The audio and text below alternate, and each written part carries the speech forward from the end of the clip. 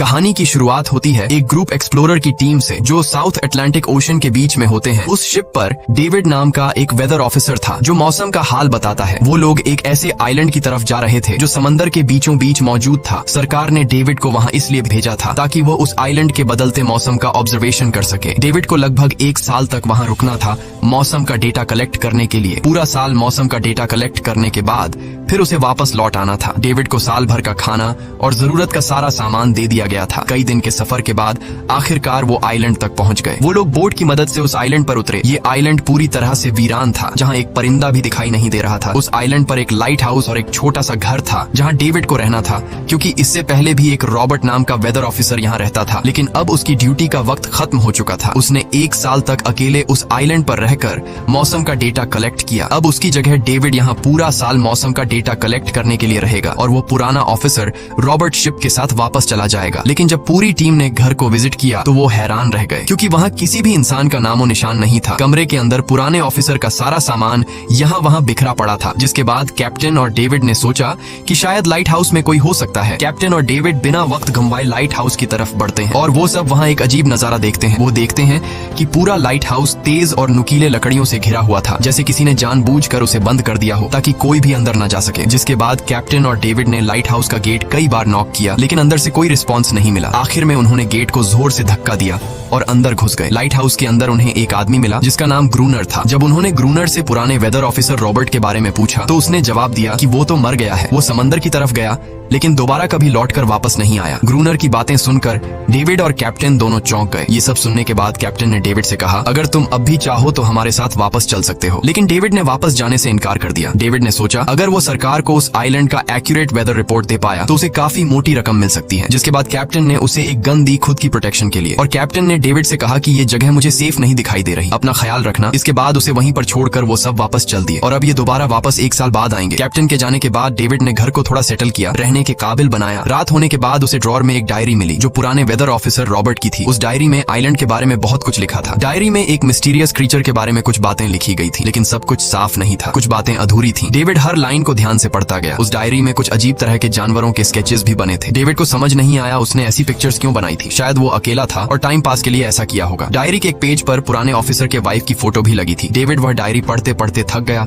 और धीरे धीरे उसकी आंख लग गई। अगली सुबह डेविड ने मौसम का डेटा कलेक्ट करना शुरू कर दिया, लेकिन समंदर के पास पहुंचते ही उसके कदम रुक गए। उसने देखा कि चट्टानों के बीच कुछ पत्थर अजीब तरीके से सजाए गए हैं और उनके बीच शेल्स रखे थे अजीब से पैटर्न में। डेविड ने सोचा शायद ये सब ग्रूनर ने किया है। वो ये सोचकर दोबारा अपने काम में लग गया। काम के दौरान जब उसने दूरबीन से लाइट हाउस की तरफ देखा तो उसे ग्रूनर के साथ एक और इंसान भी दिखाई दिया, लेकिन पलक झपकते ही वो गायब हो गया। डेविड ने दोबारा उसे देखने की कोशिश की, लेकिन फिर उसे लगा कि ये उसका वहम है। रात को डेविड अपने काम में बिजी था, तभी दरवाजे पर नॉक हुआ। उसे लगा कि शायद ये ग्रूनर है। डेविड ने उसका नाम पुकारा, लेकिन कोई जवाब नहीं मिला। हाथ में लैंप लेकर जैसे ही डेविड दरवाजे की तरफ बढ़ा तो उसके कानों में कुछ अजीब सी आवाजें गूंजने लगीं जो किसी इंसान की बिल्कुल भी नहीं थी। और फिर उसने देखा गेट के नीचे से किसी अजीबोगरीब क्रीचर का हाथ अंदर आने की कोशिश कर रहा है। वो इंसान का हाथ बिल्कुल भी नहीं था। ये देखकर डेविड के पांव तले जमीन ही खिसक गई। वो तुरंत बेसमेंट की तरफ भागा और वहां जाकर छुप गया। कुछ ही देर में वो मिस्टीरियस क्रीचर घर के अंदर घुस चुकी थी। वो छुप छुप कर डेविड को ढूंढ रही थी और डेविड बेसमेंट के एक छोटे से दरार से उसे देखने लगा। डेविड की हलचल से उस क्रीचर ने डेविड को देख लिया, जिसके बाद वो क्रीचर डेविड को मारने के लिए तेजी से उसकी तरफ भागा और दरार से उसे पकड़ने की कोशिश करने लगा। तो डेविड ने खुद को बचाने के लिए फौरन चाकू उठाकर उसकी आंख में दे मारा। वो क्रीचर चीख के भाग गई, लेकिन वो कभी भी वापस आ सकती थी। और डेविड के दिमाग में ये बात कंफर्म हो गई कि जो डायरी में क्रीचर के बारे में बात लिखी थी वह सच है। डर के मारे वो पूरी रात सो न सका। अगली सुबह जब डेविड घर से बाहर गया तो उसने रेत पर कुछ पैरों के निशान देखे जो किसी इंसान के बिल्कुल भी नहीं थे। वो निशान सीधे समंदर की तरफ जाकर खत्म हो गए थे। अब डेविड को सब समझ आ गया था कि क्यों ग्रूनर ने लाइट हाउस के चारों ओर नुकीली लकड़ियां लगाई हैं। अब डेविड जान गया कि अगर मैं इस घर में रहूंगा तो वो क्रीचर मुझे कभी भी मार सकते हैं। डर के मारे डेविड लाइट हाउस की तरफ दौड़ता है और ग्रूनर को चिल्लाकर कहता है, गेट खोलो, मुझे अंदर आना है। लेकिन ग्रूनर उसे अंदर नहीं आने देता और कहता है, तुझे शिप के साथ लौट जाना चाहिए था। डेविड निराश होकर वापस लौटता है, क्योंकि ग्रूनर उसे लाइट हाउस के करीब भी नहीं देखना चाहता था। वो उसके ऊपर पानी गिराकर उसे दूर जाने को कहता है। अब उसे खुद ही कुछ करना होगा। उसने घर की हर एक विंडो को लकड़ी से बंद कर दिया,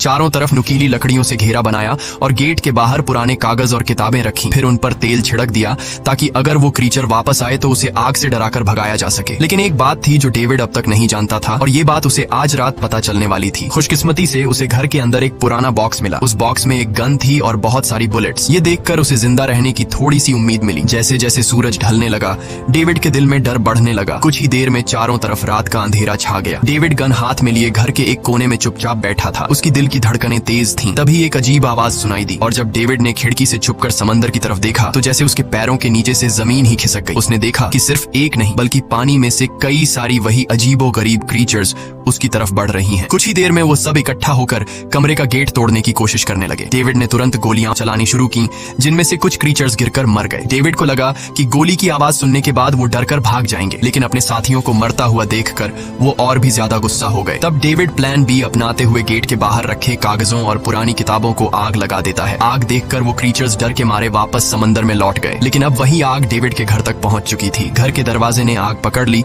और धीरे धीरे फैलने लगी, क्योंकि पूरा घर लकड़ी का बना हुआ था। डेविड ने तुरंत एक चादर में खुद को लपेटकर अपनी जान बचाई और बाहर निकलकर लाइट हाउस के पास एक बड़े पत्थर के पीछे छुप गया। क्रीचर्स को शूट करते वक्त डेविड के हाथ में काफी गहरी चोट भी आई। तभी अचानक तेज बारिश शुरू हो गई। आग धीरे धीरे बुझने लगी, लेकिन पूरी रात की बारिश के बाद भी सुबह तक डेविड अपना घर नहीं बचा पाया। पूरा घर जलकर लगभग राख हो चुका था। अब अगर डेविड को जिंदा रहना है तो उसे लाइट हाउस में पनाह लेनी होगी। उसने अपनी राइफल उठाई और लाइट हाउस के पास के पत्थरों के बीच छुप गया और इंतजार करने लगा कि कब ग्रूनर पानी भरने आएगा। जब ग्रूनर पानी भरने के लिए लाइट हाउस से बाहर निकला तो डेविड उसके पीछे पीछे चल दिया, लेकिन तभी अचानक एक अजीब सा क्रीचर जो ग्रूनर के पास ही था उसने डेविड पर हमला कर दिया। लेकिन किसी तरह करके डेविड ने उसे काबू कर लिया। वो क्रीचर ग्रूनर का रक्षक था। जब वह उसे शूट करने वाला था तो ग्रूनर ने तुरंत डेविड को रोका और कहा, रुक जाओ, ये मेरा पालतू है। डेविड ने गोली नहीं चलाई और मौके का फायदा उठाते हुए उसने ग्रूनर के साथ एक शर्त रखी, अगर इस क्रीचर को जिंदा रखना है तो मुझे लाइट हाउस में रहने दिया जाए, नहीं तो मैं इसे मार दूंगा। जिसके बाद ग्रूनर ने हाँ कर दी, क्योंकि डेविड के पास ढेर सारा खाना और गन पाउडर था। शाम होने से पहले दोनों बचा हुआ खाना लेकर लाइट हाउस लौट आए और वो दोनों आराम से सो गए। अगली सुबह वो क्रीचर चुपचाप डेविड का हाथ चाट रहा था। जब डेविड नींद से जागा तो उसने देखा कि इस क्रीचर के चाटने की वजह से उसका हाथ पूरी तरह से ठीक हो चुका है। ये सब देखकर डेविड हैरान हुआ। डेविड अब क्रोनर से इस क्रीचर के बारे में और जानना चाहता था और फिर ये सब दुनिया के सामने लाना चाहता था, क्योंकि ये किसी जादू से कम नहीं था। डेविड ने सोचा, अगर इस क्रीचर का राज दुनिया के सामने हम लाते हैं तो डेविड और क्रोनर दोनों बहुत सारा पैसा और नाम कमा लेंगे। लेकिन क्रोनर को ये सब नहीं चाहिए था। वो इस आइलैंड से कहीं नहीं जाना चाहता था। क्रोनर का अब इस दुनिया में कोई नहीं बचा था। उसके लिए ये आइलैंड परफेक्ट था, जहाँ वो अपने आप को एक किंग समझता था और अपनी मर्जी का मालिक। इसी वजह से उसने आइलैंड के कई हिस्सों में लिख दिया था, क्रोनर यहाँ का बादशाह है। लेकिन डेविड को ये समझ नहीं आ रहा था कि ये अजीब सी क्रीचर क्रोनर की फालतू कैसे बनी। तो क्रोनर ने बताया कि एक बार क्रोनर ने उसकी जान बचाई थी। वो गलती से उसके फिशिंग नेट में फंस गई थी। तब ये क्रीचर छोटी थी और उस दिन के बाद से वो क्रोनर के साथ ही रह गई। उसकी हर बात माननी शुरू कर दी। लेकिन क्रोनर एक सख्त इंसान था। वो इस क्रीचर के साथ बहुत बुरा बर्ताव करता था। क्रोनर हर दिन इस क्रीचर के साथ फिजिकल रिलेशन रखता था। क्रोनर ने बताया कि एक बार इस क्रीचर ने मुझ पर हमला भी किया था और उसके बदले में क्रोनर ने उसे ऐसी सजा दी कि उस सजा के बाद वो क्रीचर अपने आप को क्रोनर की गुलाम समझने लगी। और आप सब भी समझ गए होंगे कि हर रात वो क्रीचर समुद्र से बाहर क्यों आते हैं। वो सभी इसलिए आते हैं ताकि अपने साथी को क्रोनर से छुड़वाकर वापस ले जाए। लेकिन क्रोनर ऐसा नहीं होने देता। वो क्रीचर्स दिन के उजाले में अटैक नहीं कर सकते, क्योंकि सूरज की रोशनी उनकी स्किन जला देती है। डेविड अब यहाँ और नहीं रहना चाहता था। वो किसी तरह से आइलैंड से अपनी जान छुड़ाना चाहता था। खैर, शाम होने लगी और क्रोनर ने उससे कहा, गन लेकर रेडी हो जाओ, क्योंकि वो क्रीचर्स कभी भी हमला कर सकते हैं। वो लाइट हाउस की लाइट ऑन करने के लिए तैयार हो गए और कुछ ही देर में समुद्र से बड़ी संख्या में क्रीचर्स निकलकर बाहर आ गए। वो लाइट हाउस की तरफ बढ़ते जा रहे थे। क्रोनर उन पर लगातार फायर करता जा रहा था, लेकिन डेविड पूरी तरह से डर गया था। वो लाइट हाउस के अंदर की तरफ आने लगा। क्रोनर के बार बार कहने के बावजूद वो बस एक कोने में चुपचाप बैठा रहा और कुछ ही देर में डेविड बेहोश हो गया। क्रोनर पूरी रात अकेला इन क्रीचर से लड़ता रहा। अगली सुबह क्रोनर ने गुस्से में डेविड के मुंह पर पानी डालकर उसे उठाया और कहा, अगर तुम्हें जिंदा रहना है तो इनकी जान लेनी होगी, नहीं तो तुम्हें लाइट हाउस से निकाल दिया जाएगा और तुम्हें मेरी हर बात माननी होगी। रोजाना पानी भरकर लाना, लाइट हाउस के छोटे बड़े काम करना और रात को मेरे साथ गार्ड ड्यूटी भी करनी होगी। अब डेविड के पास दूसरा कोई ऑप्शन नहीं था। इसी वजह से ये सब करना उसकी मजबूरी बन गया। डेविड अब क्रोनर की हर बात मानने लगा। लेकिन एक चीज थी जो उसे बिल्कुल भी पसंद नहीं आई। वो ये थी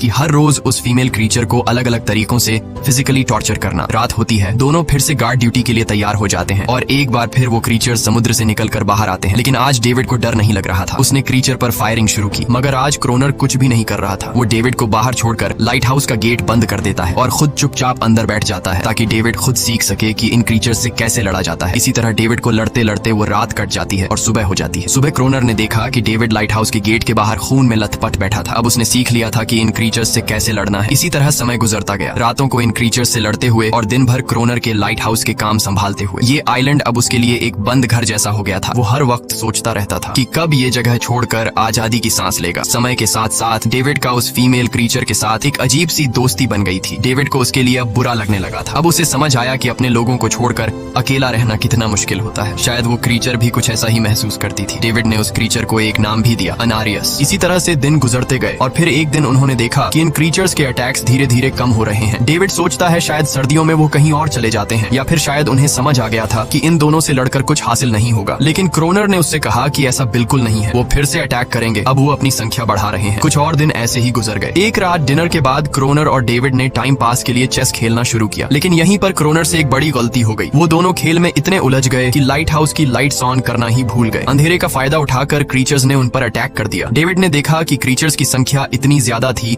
कि दो लोग मिलकर भी ज्यादा देर तक नहीं लड़ सकते थे, और इस बार उनके पास कोई प्लानिंग भी नहीं थी। गन्स की बुलेट्स भी ऑलमोस्ट खत्म हो चुकी थी। किसी तरह बचते बचाते वो लाइट हाउस के टॉप तक पहुंच गए, लेकिन इस बीच क्रोनर के पैर में गहरी चोट आ गई। वो क्रीचर्स आज उन पर भारी पड़ गए थे। दोनों को लगा कि आज उनकी मौत पक्की है, लेकिन खुशकिस्मती से सुबह हो गई। जैसे ही सूरज धीरे धीरे उभरता है, वो क्रीचर्स लाइट हाउस छोड़कर समुद्र में वापस चले जाते हैं। कड़कती धूप निकलने के बाद एनेरियस क्रोनर के जख्म को ठीक करने की कोशिश करती है, लेकिन अब तक डेविड को समझ आ चुका था कि वो इन क्रीचर्स के साथ ये लड़ाई जीत नहीं सकते। बुलेट्स भी अब खत्म होने के करीब हैं। उनके पास खाना भी इतना नहीं है कि वो ज्यादा देर तक चल सके। लकीली अगले दिन जब डेविड लाइट हाउस के बाहर इधर उधर घूम रहा था, तो उसने समुद्र में एक जहाज देखा। वो जल्दी से अंदर से फ्लेयर गन लाया और जहाज को सिग्नल देने गया, लेकिन क्रोनर ने उसे रोक दिया क्योंकि वो नहीं चाहता था कि डेविड यहाँ से जाए। उसी वक्त अनारियस ने क्रोनर पर हमला कर दिया। वो डेविड को क्रोनर से बचाना चाहती थी। क्रोनर किसी को भी ये आइलैंड छोड़ने नहीं देना चाहता था। ये आइलैंड उसकी अपनी दुनिया थी, जहाँ वो एक किंग की तरह रहता था। वो डेविड को भी जाने नहीं देना चाहता था। इतने समय से अकेला रहने के बाद अब उसके पास कोई था जिससे वो बात कर सकता था, और अगर डेविड उस शिप में वापस चला गया तो वो वहाँ जाकर सबको एनेरियस और उनके बारे में बता देगा। इसलिए अब डेविड यहाँ से नहीं जा सकता। धीरे धीरे वो शिप डेविड की आंखों के सामने समुद्र में गायब हो गई। अब उसके पास कुछ भी करने को नहीं था। कुछ और दिन ऐसे ही बीत गए। क्रोनर अब भी डेविड और अनारियस दोनों के साथ बुरा बर्ताव कर रहा था, लेकिन अनारियस को वो खास तौर पर मारता था, जो डेविड को बिल्कुल पसंद नहीं था। एक दिन डेविड ने अनारियस को एक छोटी टॉय बोट गिफ्ट में दी, जो उसने किसी मछली की हड्डी से बनाई थी। लेकिन जब अनारियस ने उस बोट को देखा तो वो डेविड को आइलैंड के एक ऐसे कोने में ले गई जहाँ सचमुच एक असली बोट रखी थी। जब डेविड ने इस बोट के बारे में क्रोनर से पूछा तो उसने कहा हाँ, उसे पहले से पता था कि आइलैंड के इस हिस्से में एक बोट है। क्रोनर कहता है कि कुछ लोग इस आइलैंड तक बोट के जरिए अपनी जान बचाने आए थे, लेकिन सुबह होने से पहले उनमें से कोई भी जिंदा नहीं बचा। सबको इन क्रीचर्स ने मार दिया। वो सब शिप में गोला बारूद ले जा रहे थे, लेकिन समुद्र में आए तूफान की वजह से उनका शिप इसी आइलैंड के पास डूब गया। ये सब सुनते ही डेविड के दिमाग में एक आइडिया आया। उनके पास एक डाइविंग सूट जैसा कुछ था। डेविड ने कहा कि अगर हम दोनों में से कोई उस सूट को पहनकर समुद्र के उस हिस्से में जाए जहाँ वो शिप डूबी थी, तो हो सकता है उन्हें कुछ बुलेट्स या डायनामाइट मिल जाए, जिससे इन क्रीचर्स से लड़ना आसान हो जाए। लेकिन क्रोनर ने इस बात को मानने से इनकार कर दिया, पर डेविड अपनी जान को खतरे में डालकर ये काम करने को तैयार था। कुछ और दिन ऐसे ही गुजर गए। डेविड और अनारियस के बीच एक गहरा कनेक्शन बन गया। डेविड उसे पसंद करने लगा था। इन दोनों को रोमांस करते हुए ये सब क्रोनर ने चुपके से देख लिया। क्रोनर को लगा कि अनारियस उसे छिन जाएगी, इसलिए डेविड को रास्ते से हटाना पड़ेगा। अगले दिन क्रोनर खुद डेविड की बात मानने को तैयार हो जाता है। वो डेविड से कहता है ठीक है, तुम सूट पहनकर नीचे पानी में जाओगे और वहाँ ढेर सारा RDX कलेक्ट करोगे, फिर मैं तुम्हें बोट से ऊपर की तरफ खींच लूंगा। लेकिन क्रोनर का असली इरादा कुछ और ही था। वो चाहता था कि डेविड उसकी मदद से समुद्र के नीचे रखे डायनामाइट के बॉक्सेस वापस सरफेस तक ले आए और उसके बाद उसे वही समंदर में अकेला छोड़ दे ताकि वो क्रिएचर्स उसे मार दें। इस तरह डायनामाइट भी उसके पास आ जाएगा और अनारियस फिर से उसकी गुलाम बन जाएगी। वो दोनों बोट में बैठकर उस जगह पहुंच गए जहां शिप पानी में डूबा था। डेविड ने डाइविंग सूट पहना और समंदर के नीचे उतर गया। नीचे जाने के बाद डेविड ने देखा कि शिप पूरी तरह तबाह हो चुकी है, लेकिन उसकी किस्मत अच्छी थी कि उसे कुछ डायनामाइट के बॉक्स मिल गए। लेकिन तभी अचानक कुछ क्रिएचर उसके सामने आ गए। क्रिएचर्स को देखते ही डेविड घबरा गया और नीचे गिर पड़ा। वो डाइविंग सूट इतना भारी था कि वह हिल भी नहीं पा रहा था और डेविड क्रोनर को ऊपर सिग्नल भी नहीं भेज पाया। क्रोनर को लगा कि शायद वह क्रिएचर्स डेविड को मार चुके हैं, लेकिन असल में वो तो सिर्फ दो छोटे बच्चे थे। डेविड ने जैसे तैसे करके अपना डाइविंग सूट वहीं छोड़ दिया और ऊपर सतह तक खुद को पहुंचाया। उन्हें वहाँ कुछ पुराने बॉक्स मिले जिनमें डायनामाइट था। इसके बाद यह दोनों काम पर लग गए। उन्होंने लाइट हाउस के आसपास 2 लेयर्स में डायनामाइट बिछा दिया ताकि जब अगला हमला हो तो वे मॉन्स्टर्स को एक ही बार में खत्म कर सकें। कुछ महीने बीत गए और बर्फबारी का मौसम आया, लेकिन एक बार फिर वो क्रिएचर्स गायब हो गए। अचानक से अटैक बंद हो चुके थे, जैसे क्रिएचर्स को खबर मिल गई हो कि उनके लिए जाल बिछाया गया है, इसीलिए अब वो अटैक नहीं कर रहे थे। क्रोनर को लगा कि शायद एनारियस ने उन क्रिएचर्स को खबरदार कर दिया है, जिसकी वजह से वो एनारियस पर जुल्म करने लगा, लेकिन डेविड ने उसे रोक लिया। आखिर में दोनों ने मिलकर एक नया प्लान बनाया, लाइट हाउस का मेन गेट खुला छोड़ने का, ताकि जैसे ही वो क्रिएचर्स पास आए डायनामाइट से उन सबको उड़ा दिया जाए। डेविड ने चालाकी से काम लेते हुए एनारियस को लाइट हाउस के टॉप पर चीखने को कहा। एनारियस की आवाज सुनते ही सभी क्रिएचर्स गुस्से से भड़क उठे। क्रिएचर्स ने जब देखा कि लाइट हाउस का मेन गेट खुला हुआ है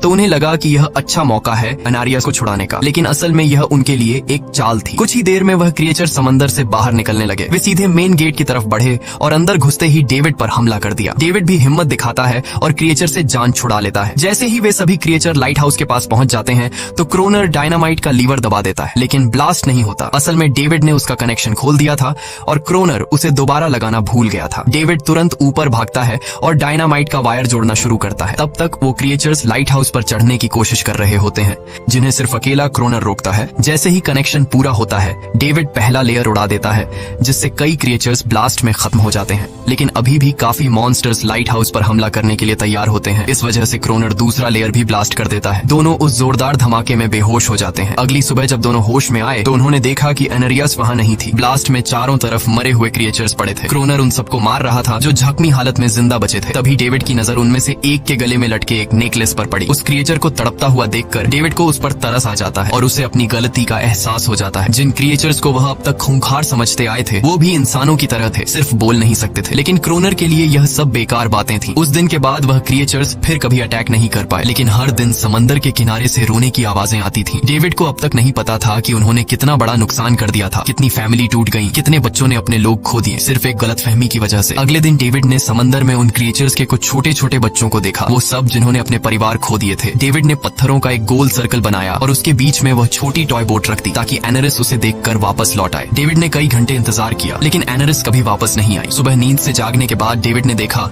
कि क्रोनर सो रहा है। क्रोनर के पास कुछ पुरानी चीजें रखी थी, उनमें एक पुरानी तस्वीर भी थी, और जैसे ही डेविड ने उस तस्वीर को देखा वह हैरान रह गया। वह लड़की जिसका फोटो उसने पहले दिन पुराने ऑफिसर रॉबर्ट की डायरी में देखा था, वह कोई और नहीं बल्कि क्रोनर की पत्नी थी, और फोटो में क्रोनर उसके साथ खड़ा था। असल में 1 साल पहले आए वेदर ऑफिसर रॉबर्ट मरा नहीं, बल्कि उसने अपनी पहचान बदल दी थी, यानी क्रोनर ही वेदर ऑफिसर रॉबर्ट है। बस उसने अपना नाम बदल लिया था, क्योंकि अब वह कभी इस आइलैंड को छोड़ना नहीं चाहता था। ये सब देखकर डेविड ने भी यह उम्मीद छोड़ दी कि वह कभी इस आइलैंड से जा पाएगा। अगले दिन शाम को जब डेविड समंदर के किनारे गया, उसने देखा कि उस सर्कल में रखी छोटी बोट अब वहाँ नहीं थी, लेकिन उसी जगह पर उसने एक क्रीचर का छोटा सा बच्चा देखा जिसके हाथों में वह बोट थी। डेविड ने अपने हाथ में जलती हुई लकड़ी को उस सर्कल के बीच में फेंक दिया ताकि वह दिखा सके कि उसका इरादा लड़ने का नहीं है और उसे किसी को खतरा महसूस न हो। वह उनके साथ दोस्ती करना चाहता था। कुछ ही देर बाद समंदर की लहरों से एनारिस निकलती है और उसके पीछे पूरा क्रीचर्स का ग्रुप भी समंदर से बाहर आता है, लेकिन इस बार कोई भी डेविड पर अटैक नहीं करता, क्योंकि वे भी अब शांति चाहते हैं। उनका इरादा सिर्फ एक सुरक्षित जगह पाने का था अपने बच्चों के लिए। लेकिन तभी वहाँ क्रोनर हाथ में बंदूक लिए पहुंच जाता है। क्रोनर को लगता है कि अगर शांति हो गई तो उसे सबसे ऊपर होने का एहसास कैसे होगा। डेविड उसे समझाने की कोशिश करता है कि ये क्रीचर्स लड़ना नहीं चाहते, ये शांति चाहते हैं, लेकिन क्रोनर किसी की नहीं सुनता। वो एनारियस से चिल्लाकर कहता है अंदर चली जाओ, लेकिन ये पहली बार था कि एनारियस ने उसकी बात नहीं मानी, क्योंकि अब वह उसकी नौकरानी नहीं थी। यह देखकर क्रोनर को लगता है कि अब इस आइलैंड पर उसकी बादशाहत नहीं रही। क्रोनर खुद को अंदर से कमजोर महसूस करने लगता है, क्योंकि अब कोई भी उसका हुक्म नहीं मान रहा था। गुस्से में उसने लाइट हाउस की तरफ कदम बढ़ाए। डेविड को लगा शायद क्रोनर को अब समझ आ गया होगा कि हर एक जानवर आजादी चाहता है, कोई भी किसी का गुलाम बनकर नहीं जीना चाहता। लेकिन क्रोनर के सर से बादशाहत का भूत कहाँ उतरने वाला था। जैसे ही वह लाइट हाउस पहुंचा, उसने सिग्नल गन से एक फ्लेयर छोड़ी जो सीधा जाकर एक क्रीचर के बच्चे से टकरा गई। उस बच्चे की तुरंत मौत हो गई। सभी क्रीचर्स डर के मारे भाग गए और एनारियस ने भी डेविड पर अपना पूरा भरोसा खो दिया। गुस्से से पागल डेविड तुरंत लाइट हाउस की तरफ भागता है क्रोनर को सबक सिखाने। डेविड उससे लड़ने लगता है, क्यों किया तूने ये सब? ये लोग तो बस शांति चाहते थे। लेकिन क्रोनर इतना हिंसक हो चुका था कि उसने डेविड को मारने का फैसला कर लिया। वह हाथ में लोहे का रॉड लेकर जैसे ही डेविड पर वार करने जा रहा था, डेविड ने उसे उसके असली नाम से पुकारा और कहा, रुक जाओ रॉबर्ट, तुम खूनी नहीं हो। ये सुनकर क्रोनर एकदम रुक गया। असल में रॉबर्ट ऐसा इंसान कभी था ही नहीं। इस आइलैंड पर आने के बाद अकेले रहने की वजह से उसकी मेंटल हेल्थ बिगड़ चुकी थी। अकेलापन, अपनी पत्नी की मौत और गहरा डिप्रेशन, इन सब ने उसे ऐसा बना दिया था। वह असल में कोई किलर नहीं था, वह एक अच्छा इंसान था। क्रोनर को एहसास हुआ कि ये क्रीचर्स कभी लड़ना नहीं चाहते थे, वे बस शांति चाहते थे। क्रोनर ने उन्हें सिर्फ इसलिए मारा ताकि वह खुद को पावरफुल दिखा सके, और अब क्रोनर को अपनी गलती का एहसास हो चुका था। इसीलिए उसने खुद को उन क्रीचर्स के सामने सरेंडर कर दिया और कुछ ही पलों में उन्होंने उसे मार दिया। डेविड लाइट हाउस के अंदर खुद को लॉक कर लेता है। समय ऐसे ही बीतता चला जाता है और 1 साल बाद आइलैंड पर एक गवर्नमेंट अफसर आता है। साथ में एक नया वेदर ऑफिसर भी होता है है। अब नए गवर्नमेंट अफसर ने इस आइलैंड पर वेदर मॉनिटर की ड्यूटी करनी थी। जब कैप्टन पिछले अफसर के बारे में डेविड से पूछता है तो डेविड भी वही बात करता है कि वह पानी की तरफ गया था लेकिन कभी वापस नहीं आया, और वेदर ऑफिसर को भी लगता है कि डेविड ही ग्रोनर है। डेविड ने भी उनकी इस गलतफहमी को ठीक नहीं किया। वह चुपचाप बालकनी पर गया और खड़ा हो गया बिना कुछ कहे, क्योंकि अब वह भी इस आइलैंड को छोड़ना नहीं चाहता था, बिल्कुल क्रोनर की तरह। इसी दौरान एनेरिस भी अपने परिवार के साथ खुश थी। अब उन्हें किसी क्रोनर जैसे आदमी का डर नहीं था। अब वे आइलैंड पर भी और समंदर में भी आजादी से जी सकते थे। इसी के साथ कहानी खत्म हो जाती है। अगर वीडियो आपको अच्छी लगी हो तो हमारे चैनल को जरूर सब्सक्राइब कीजिए।